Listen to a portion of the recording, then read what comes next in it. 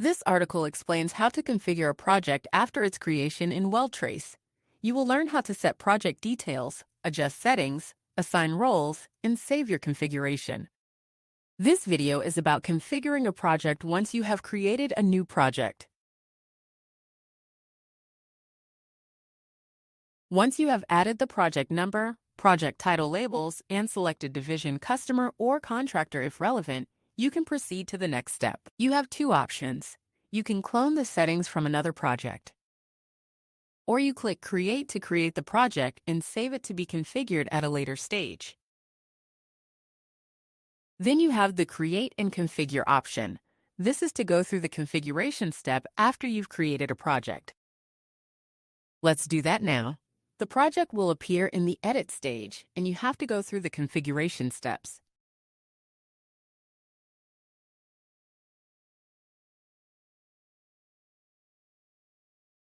If you need to replace the logo with the project logo, click here, and then choose a different logo for the project. If you have previously selected division, contractor, or customer, they will appear here and then you can replace them. The repair welds, you have three options. 0 means a repair weld will not be created when a weld is marked as failed after either visual inspection, NDT, or pressure testing.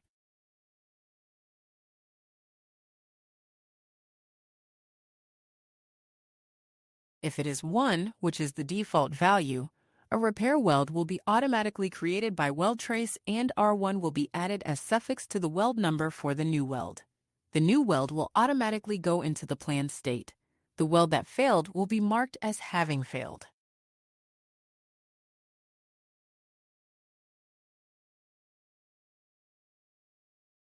This is the number of rows you can view per page. The default is 50, and you can set it to 100 or 250. You can select the units for the project. Your account can use a different unit, such as metric, and then you can run the project in US customary or imperial units. Now the NDE settings for the project. These are on-off menus. The value you enter here is used for calculation purposes. When an NDE type is marked as 0, that particular NDE type will not be available for selection when creating a test request. You can keep it between 0, 1, or 100% to make it available.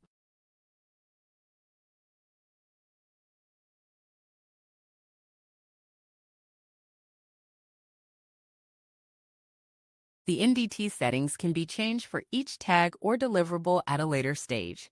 This is the overall setting for the project. In this example, I'll just keep RT and UT and then move on to the next step. If you have pressure test or post-weld heat treatment enabled, they will appear in the project's menu. If disabled, you can enable them later. Once enabled, you cannot disable them after the project is configured and saved.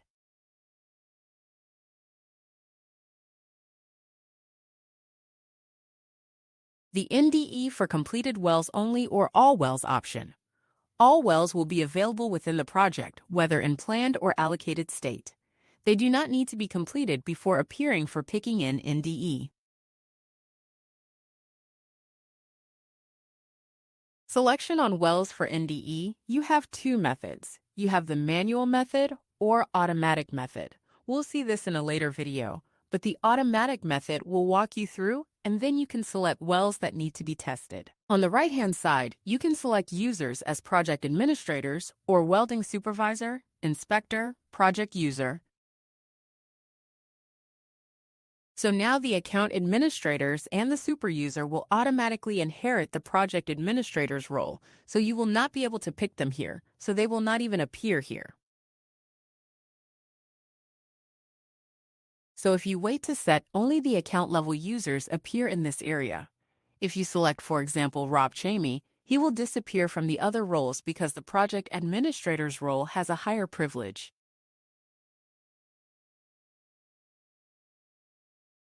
Click here to proceed. So remove Rob Chamey from here. Then Rob can be a welding supervisor as well as the welding inspector. These two roles are called contributory roles. They have the ability to have read and write access. And so we look at the project access privileges at a later date. And if there are any other users, the initials will be highlighted and you'll be able to select. The selected user will be shown with a tick mark. To deselect that user, simply click, then they'll only appear in the files. In this case, Rob Jamie is only a billing supervisor. They can also add custom fields. The custom fields appear in the weld log when you add production data to the welds. The entire WorkPack weld log will show the custom fields. They can be anything. You need to give a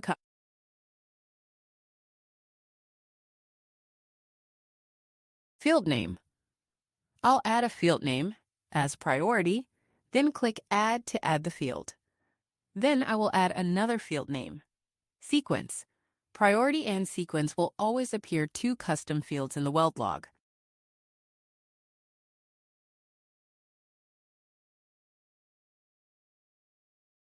If you need to add comments to the project, you can add comments such as legend here.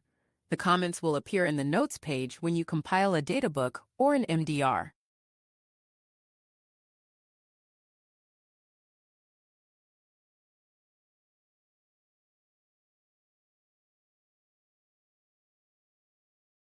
So once you have done that, I'm going to click Save to keep it at the saved stage.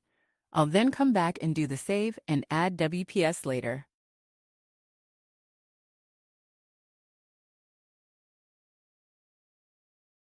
Click the Save button to finalize your project configuration.